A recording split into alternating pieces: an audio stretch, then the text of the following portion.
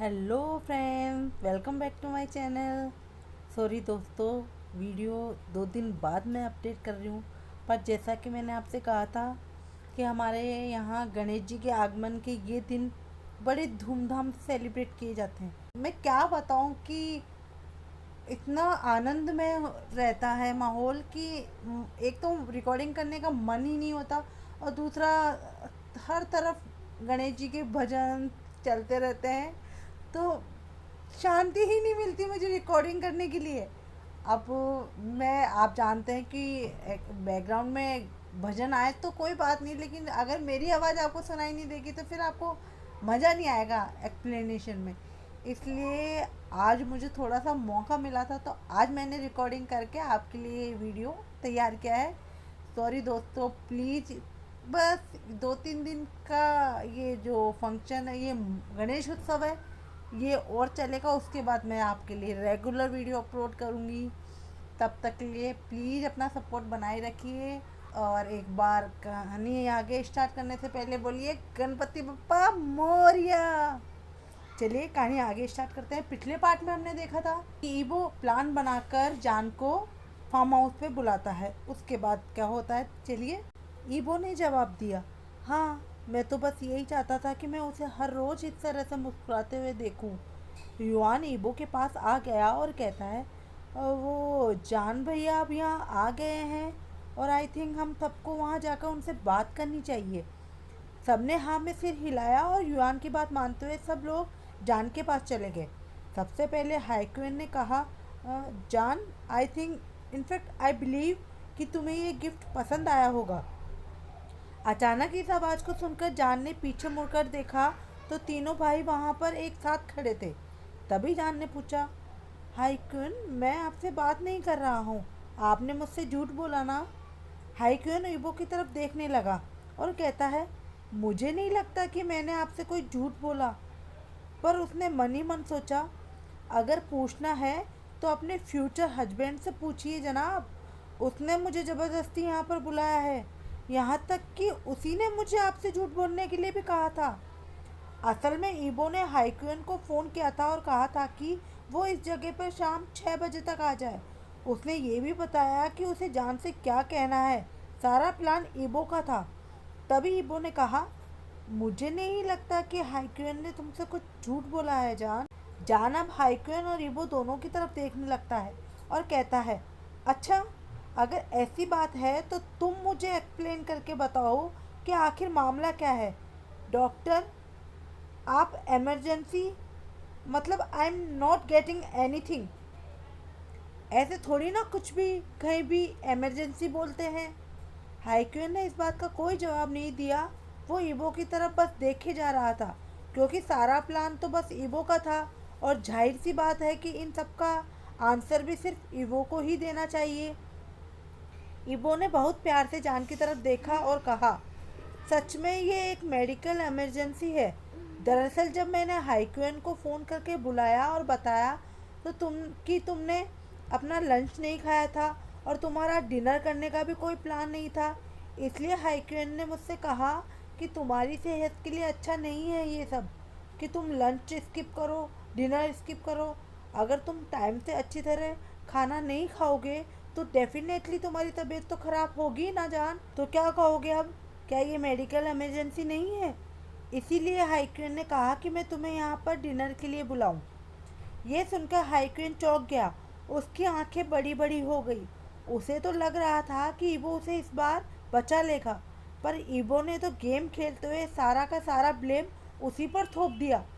अब तो हाइक्वेन मन ही मन कह रहा था, भगवान, अब तो आप ही बचा सकते हैं मुझे इस लड़के से। ये सुनकर हाइक्वेन की तो सिट्टी पिट्टी ही गुम हो चुकी थी। वो खांसने लगा। ईबो ने उसकी हालत को देखते हुए उसकी पीठ थपथपाते हुए कहा, क्या हुआ हाइक्वेन? Have I said anything wrong? कुछ गलत बोल दिया क्या मैंने? हाइक्वेन ईबो की तरफ घूरने लगा और मन ही मन कहता है, ये दूसरी बार है भाई, तूने मुझे धोखा दिया है। इन सब का बदला ना तुझसे एक एक करके लूँगा, तू देखियो। हाइक्वेन मुस्कुराने लगा और कहा, नो, तू तो बिल्कुल सही बोल रहा है भाई, बिल्कुल सही बोल रहा है। फिर वो जान की तरफ मुड़ा और कहा, जान, ईवो जो कुछ भी कह रहा है वो सब कुछ सच है, पर ये पूरा प्लान मेरा नहीं है। हाँ, इसमें ईवो का भी हाथ है। ये सुनते ही अब ईबो की खांसी नहीं रुक रही थी और हाइक्यून अब मन ही मन हंस रहा था, क्योंकि वो अकेले ही सारा इल्ज़ाम अपने सर नहीं लेना चाहता था। इसलिए उसने इस बात में अब ईबो को भी फंसा दिया और ईबो खास खास कर बस उस बात को छिपाने की कोशिश कर रहा था। हाइक्वेन ने ऐसी हालत देखकर ईबो की पीठ थपथपाई और कहा, डोंट वरी ब्रो, सब कुछ ठीक हो जाएगा, चिल, इजी। अगले 10 मिनट तक तीनों भाई एक दूसरे पर यही इल्ज़ाम थोपते रहे। जान वहीं पर खड़े रहकर चुपचाप सब देख रहा था और वो समझ गया कि मामला क्या है। वो ईबो की तरफ देखने लगा और मन ही मन सोचता है, अगर तुम सोच रहे हो ना कि मुझे कुछ समझ नहीं आ रहा है, तो तुमसे बड़ा बुद्धू, सिली और इडियट कोई नहीं है। तुम्हारे जैसा शैतान ही ऐसा कुछ कर सकता है। तुम्हें कोई और नहीं मिलता तो बेचारे अपने भाइयों के ऊपर जुल्म ढा देते हो। कम से कम उन पर तो रहम खाओ, शैतान कहीं के। ईबो को एहसास हो गया था कि जान क्या कहना चाहता है। हाइक्वेन और युआन अभी भी बहस कर रहे थे। ईबो ने इशारों में दोनों को चुप होने के लिए कहा। तभी वो युआन की तरफ मुड़ा और कहता है, तुम अभी के अभी जाकर कुक से कहो कि 15 मिनट में डिनर का इंतज़ाम छत पर ही कर दे। समझ आया युआन? युआन ने उसके इशारे समझते हुए कहा, ठीक है ब्रो, हाँ, जैसा आप कहे भैया। इतना कहकर वो वहाँ से चला गया। युआन के जाते ही ईबो हाइक्वेन की तरफ देखने लगा और कहा कि क्या तुम हम दोनों को थोड़ी देर के लिए अकेला छोड़ सकते हो हाइक्वेन? ईबो को बीच में रोकते हुए हाइक्वेन कहता है, या ऑब्वियसली ब्रो, तुझे ये सब कहने की ज़रूरत नहीं थी। मुझे पता है, मैं समझ सकता हूँ। मैं जाता हूँ, तुम लोग अकेले आराम से बात कर सकते हो। ये या you guys continue, I am going. इतना कहकर हाइक्वेन भी वहाँ से चला गया। हाइक्वेन के जाते ही वहाँ सिर्फ जान और ईबो रह गए थे। ईबो मन ही मन सोच रहा था कि वो जान से बात करने की शुरुआत कैसे करे। वो इस वक्त किसी भी तरह से जान को गुस्सा नहीं करना चाहता था और ना ही गुस्सा दिलाना चाहता था। इसलिए उसने एक पानी की बोतल उठाई और जान के बगल में जाकर खड़ा हो गया। जान बस घर के पीछे बने तालाब को निहारे जा रहा था। ईबो भी उसके पास आकर खड़ा हो गया और वो जान की तरफ देखने लगा। ईबो ने पानी की बोतल खोलकर बिना कुछ कहे जान की तरफ बढ़ा दी। जान ने भी चुपचाप पानी पी लिया और पानी पीने के बाद उसने कहा, थैंक यू। ईबो ने जवाब दिया, यू आर वेलकम। तभी ईबो ने अपनी जेब से एक रुमाल निकाला और जान को दे दिया। जान मन ही मन सोच रहा था कि क्या हुआ है, कहीं इसने फिर से मेरी आंखों में आंसू तो नहीं देख लिए ना? पर मैं तो अपने आंसुओं को अच्छी तरह से छिपाने की कोशिश कर रहा था। आज एक ही दिन में इसने 2 बार मुझे इस हालत में देख लिया। हाँ, अब इससे बुरा दिन क्या ही हो सकता है। अब ये नकचड़ा सोचेगा कि जब देखो तब मैं रोता रहता हूँ। नो। जान ने ईबो की तरफ बिना देखे ही कहा, मुझे तुम्हारे रुमाल की ज़रूरत नहीं है, मैं कोई रो नहीं रहा हूँ, ओके? ईबो ने जवाब दिया, हाँ, मैंने कब कहा कि तुम रो रहे हो जान? ये सुनते ही जान ने ईबो की तरफ देखा और कहा, अगर मैं रो नहीं रहा हूँ तो तुम मुझे फिर ये हैंकी क्यों दे रहे हो बाबा? ईबो ने जान की आंखों में घूर कर देखा और कहा, मुझे तो लग रहा था कि तुम्हारी आंखों में कुछ गंदगी चली गई है, जिसकी वजह से तुम्हारी आंखों में पानी आ रहा है जान। जान इसके बारे में और ज़्यादा बात नहीं करना चाहता था, इसलिए वो मुड़कर दूसरी तरफ देखने लगा। इस पर ईबो कहता है कि मुझे तो लगता है कि मैं सच बोल रहा हूँ। तुम्हारी आंखों में बहुत दर्द हो रहा हो तुम्हारी आंखों में बहुत दर्द हो रहा होगा ना जान? अगर तुम्हें किसी भी चीज़ की ज़रूरत है तो तुम मुझसे बोल सकते हो। जान ने अपना सिर हाँ में हिलाते हुए जवाब दिया। ईबो जान के सामने आ गया और उसके गालों पर अपना हाथ रखते हुए बोला, ओके, एक बार मैं ही चेक कर लेता हूँ कि कहीं तुम्हारी आंखों में कुछ है तो नहीं। डोंट वरी, मैं प्यार से चेक करूँगा, तुम्हें दर्द नहीं होगा। इस वक्त जान ईबो को अपने से दूर करना चाहता था, पर वो चाहकर भी कुछ नहीं कर पा रहा था। वो ईबो की आंखों में देखने लगा। उसे उसकी आंखों में बस प्यार के अलावा कुछ और नजर नहीं आ रहा था। एक बार के लिए तो जान का दिल कह रहा था कि ईबो पर भरोसा कर ले, पर तभी उसके दिमाग ने उसे डांटते हुए कहा, तुम इसे अभी के अभी धक्का मारकर अपने से दूर कर दो, नहीं तो वो फिर से तुम्हें अपने जाल में फंसा लेगा। पर तभी उसके दिल ने कहा, नहीं जान, इसे अपने आसपास ही रहने दो। इनफैक्ट उसे कभी अपने आप से अलग मत होने देना। तुम हमेशा से यही जानना चाहते थे ना कि कैसा लगता है जब कोई तुम्हें इतना प्यार करता है ना? इसलिए उससे दूर जाने की बजाय तुम उसे अपने पास ले आओ, तब तुम्हें एहसास होगा कि प्यार क्या चीज़ होती है। पर उसके दिमाग ने तुरंत उसका काउंटर करते हुए कहा, पर यह मत भूल जाना कि इसी इंसान ने कभी तुम्हें धोखा भी दिया था जान। तभी दिल का जवाब आया, क्या पता वो इंसान अब इतने सालों बाद बदल गया हो। आखिर जो भी प्यार वो महसूस कर रहा है या मैं महसूस कर रहा हूँ, क्या पता वो सच हो। इस तरह से उसके दिल दिमाग में बहुत बहस चलती रही। जान अभी भी ईबो की आंखों में देख रहा था। उसे समझ नहीं आ रहा था कि वो क्या करे। जब ईबो को जान की आंखों में कुछ नहीं दिखा तो वो उसके और पास आ गया और उसकी आंखों में फूंक मारने लगा। जान की आंखों में ठंडी हवा लगी और उसे अंदर ही अंदर एक अजीब सी गुदगुदी सी महसूस हुई। पर अपने आप को जान के इतने करीब पाकर ईबो की हालत अब खराब हो रही थी। उसके होठों को वो चूमना चाहता था, पर उसने मन ही मन कहा कि प्लीज ईबो, अभी कुछ उल्टा सीधा मत कर देना। तुमने लाख कोशिशों के बाद तो जान को मनाया है और अब तुम्हारी एक गलती से वो तुमसे दूर हो जाएगा। अभी तुम इतने में ही खुश हो जाओ कि वो तुमसे अब दूर नहीं भाग रहा है, इसलिए इस खूबसूरत पल को अपने हाथ से मत जाने दो। इधर जान का दिल भी बहुत तेजी से धड़क रहा था। अगर उसने अभी भी कुछ नहीं किया ना तो गड़बड़ हो जाएगी। तभी अचानक जान अपने ख्यालों से बाहर आया और उसने अपने आप से कहा, आह आह जान, तुम इतने बेवकूफ़ कैसे हो सकते हो? तुम इस नकचड़े के बहकावे में आ रहे हो। तुम्हें इस इंसान पर कभी ट्रस्ट नहीं करना चाहिए। ये वो इंसान है जो कभी भी अपना रूप बदल सकता है। तुम इससे जितना दूर रहोगे उतना ही तुम्हारे लिए अच्छा है। स्टे अवे ऑफ हिम जान, तुम इससे दूर रहो, यही तुम्हारे लिए बेस्ट है। अगले ही पल जान ने ईबो को धक्का दिया और कहा, थैंक्स मेरी हेल्प करने के लिए, पर आई एम फाइन नाउ। मैं अच्छा फील कर रहा हूँ ईबो।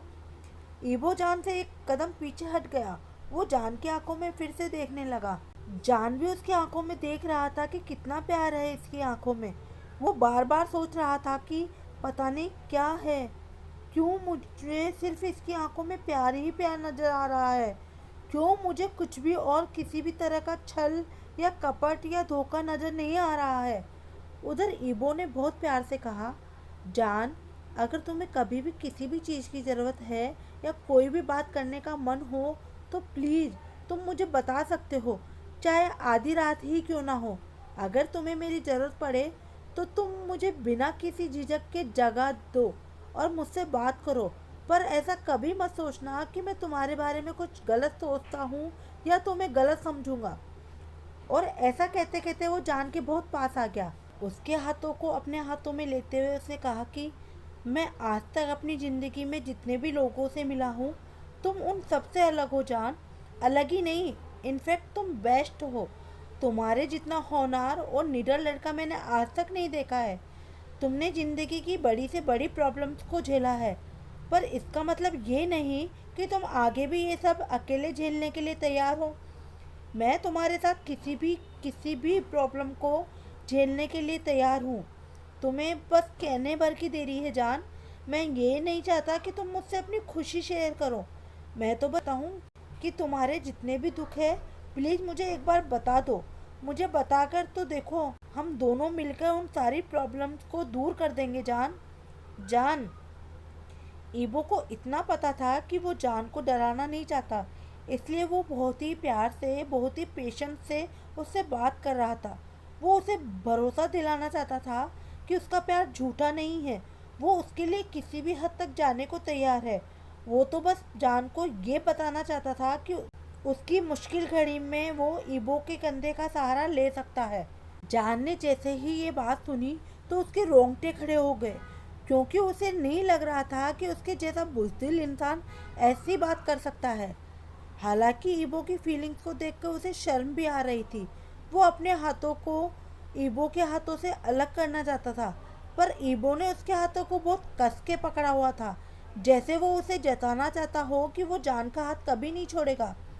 तभी जान ने कहा, हाइकुन और युआन कहाँ हैं? ईबो, मुझे बहुत तेज़ भूख लगी है। वो मैं पूरे दिन नॉन स्टॉप काम कर रहा था ना, तो अब मुझे लगता है कि मुझे बहुत तेज़ भूख लगी है। मुझे कुछ खाना है ईबो। ऐसा बोलते हुए जान ने ज़बरदस्ती ईबो से खुद को अलग करने की कोशिश की, और इसके साथ ही उसने बहुत प्यार से कहा, ईबो प्लीज़, हम इसके बारे में कभी और बात करें। जान के मुंह से ये सब सुनकर ईबो खुश हो गया। उसे तो लग रहा था कि कहीं ये सब सुनकर जान को गुस्सा ना आ जाए, और वो जिस तरह से बिहेव कर रहा था उसे ये बिलीव हो गया था कि उसका प्लान काम कर रहा है। वो बहुत ही जल्दी जान का दिल जीतने वाला है। उसने कहा कि ठीक है जान, मैं जाकर चेक करता हूँ कि वो दोनों कहाँ हैं। एक काम करो, तुम थोड़ी देर के लिए यहीं रेस्ट कर लो, और हाँ, कुछ पीने का मन हो तो टेबल पर सारे तरीके के ड्रिंक्स रखे हैं, तो तुम वहाँ से कोई भी ड्रिंक ले सकते हो। इतना कहकर रिबो वहाँ से चला गया। सीढ़ियों से नीचे उतरते हुए वो मन ही मन मुस्कुरा रहा था और कह रहा था कि जान, आज मैं बहुत खुश हूँ, क्योंकि आज तुमने मुझे ज़बरदस्ती भगाने की कोशिश नहीं की। तुमने आज मुझे दिल से बोलने का मौका दिया है। मुझे पता है कि तुम्हारे अंदर बस बेरुखी नहीं है। मैंने देखा है कि तुम लोगों के साथ कैसे पेश आते हो। तुम्हारे दिल में भी प्यार कूट कूट कर भरा है, और मुझे तो ये भी पता है कि तुम्हारे दिल को जीतना मेरे लिए बहुत मुश्किल है, यहाँ तक कि नामुमकिन सा भी कई बार लगा। लेकिन आज मुझे बिल्कुल नामुमकिन सा क्यों नहीं लगा। फिर वो अपने ख्यालों में खोते खोते इस बात पर चला जाता है कि शायद मुझे इस बारे में चिंता करने की ज़रूरत नहीं है। और जैसा कि पापा कहते हैं, एक इंसान को कभी भी कठिनाइयों से दूर नहीं भागना चाहिए। इसलिए पापा की बात मानते हुए और अपने एक्सपीरियंसेस को देखते हुए, जान, मैं तुम्हारा साथ कभी नहीं छोड़ूंगा, और मैं आखिरी सांस तक तुम्हें अपना बनाने की पूरी कोशिश करूंगा। और तुम देखना कि हमारी ज़िंदगी खुशियों से भरी होगी। जान, मैं तुम्हारे लिए वो सब करूँगा जो तुमने आज तक चाहा है, तुमने सोचा है। इसलिए तुम तैयार हो जाओ, क्योंकि अब तुम्हें ढेर सारा प्यार देने के लिए तुम्हारा फ्यूचर हस्बैंड वापस आ गया है। मुझे पता है कि टाइम टाइम पर तुम्हें मेरी नादानियों पर गुस्सा ज़रूर आएगा, पर मुझे यकीन है कि मैं तुम्हें अपनी नादानियों से और अपने गहरे प्यार से तुम्हें हमेशा मना लूँगा जान। मैं तुम्हें हमेशा बहुत ज़्यादा प्यार करूँगा। जान छत पर खड़े खड़े तालाब को निहार रहा था, पर उसके दिमाग में तो कुछ और ही बातें चल रही थी। ईबो के शब्द बार बार उसके कानों में गूंज रहे थे। ये सारी बातें कहकर ईबो ने उसके अंदर एक ऐसी चिंगारी लगा दी थी जो सालों से बुझी हुई थी, और अचानक ही वो 7 साल पहले की यादों में खो गया, जब ऐसी ही एक चिंगारी उसके दिल में सुलग रही थी। जान उन दिनों को याद कर रहा था जब वो ईबो के साथ एक रिजॉर्ट में रुका था। करीब 1 महीने की ज़िंदगी में उसने बहुत सारे खूबसूरत पलों को जिया था। उसने ईबो से हर तरह की बातें की थी और हर बात शेयर भी की थी। वहीं ईबो भी उस टाइम जान की बहुत केयर करता था। वो इस बात का भी ध्यान रखता था कि वो उसे किसी भी तरह से चोट ना पहुंचाए और जान को किसी बात से हर्ट ना करे। और अचानक ही उसे वो दिन याद आ गया जब ईबो ने उसे एक सरप्राइज दिया था। उस वक्त ईबो उसे जान नहीं, वी के नाम से जानता था। एक दिन वो रिजॉर्ट की लाइब्रेरी में बैठकर किताबें पढ़ रहा था। ईबो उसके पास आया और कहा, मैं तुम्हें डिनर पे ले जाने के लिए आया हूँ, और हाँ, तुम्हारे लिए एक सरप्राइज भी है। वी ने कहा कि हाँ, डिनर? ओके, डिनर की बात तो ठीक है, पर सरप्राइज क्या है ये तो बताओ। ईबो ने मुस्कुराते हुए कहा, क्या तुम्हें सरप्राइज का मतलब नहीं पता वी? अब अगर बता दिया जाए तो किस बात का सरप्राइज डियर? चलो तुम मेरे साथ आओ, फिर तुम्हें पता चलेगा कि सरप्राइज क्या है। तभी ईबो ने उसे एक बैग देते हुए कहा कि तुम्हारे पास सिर्फ आधा घंटा है तैयार होने के लिए। वी ने बैग लेते हुए पूछा कि बैग के अंदर क्या है ईबो? ईबो ने जवाब दिया, इसके अंदर तुम्हारे लिए एक सूट और मैचिंग शूज है। वी ने सुन तो लिया, लेकिन सुनते ही कहा कि आई एम सॉरी ईबो, पर मैं ये नहीं ले सकता। ईबो ने तुरंत पूछा, वाई, आई मीन हुआ क्या, तुम्हें सूट्स पसंद नहीं है क्या? वी ने कहा, नहीं ऐसी बात नहीं है, पर ये देखने में बहुत ही ज़्यादा एक्सपेंसिव लग रहा है। ईबो, मैं इसे नहीं खरीद सकता, मैं नहीं ले सकता ये। मेरे पास जो भी कपड़े हैं मैं उनमें से कोई पहनकर चल लूँगा, इफ़ यू डोंट माइंड। ईबो ने कहा कि कहीं तुम्हें ऐसा तो नहीं लगता ना कि मैं तुम्हें ये सूट इसलिए दे रहा हूँ कि तुम अमीर ख़ानदान के दिखो? और अगर तुम ऐसा सोच रहे हो तो मैं तुम्हें बताना चाहूँगा कि ऐसा मैं बिल्कुल नहीं सोचता हूँ। तुम्हारी क्लास कुछ भी हो, मुझे उससे कोई फ़र्क नहीं पड़ता। वी के पास इस बात का कोई जवाब नहीं था। जब थोड़ी देर तक वी ने कुछ नहीं कहा तो ईबो कहता है, ओके फाइन, अगर तुम्हें इस बात का बुरा लग रहा है तो ऐसा नहीं करते हैं। ईबो ने इतना कहकर सूट का बैग वहीं कोने में फेंक दिया और फिर कहा, मैं तो बस इसलिए कह रहा था क्योंकि मैं तुम्हें जहाँ पर लेके जा रहा हूँ वहाँ पर एक अलग तरह की ड्रेस की ज़रूरत होती है, पर अगर तुम अपना ड्रेस पहनना चाहते हो तो पहन सकते हो, मुझे कोई प्रॉब्लम नहीं है। ईबो की इस बात को सुनकर वी ने मन ही मन सोचा कि मुझे लगता है ईबो मेरे लिए गलत नहीं सोचेगा, इसलिए उसने उस सूट का बैग उठा लिया और अपने कमरे में चला गया। करीब 30 मिनट बाद वो जब तैयार होकर आया तो ईबो ने उसे देखा और मन ही मन मुस्कुराने लगा। आज के लिए इतना ही दोस्तों। वीडियो पसंद आया हो तो लाइक कीजिए, शेयर कीजिए, मेरे चैनल को सब्सक्राइब कीजिए। Thanks for watching, bye bye.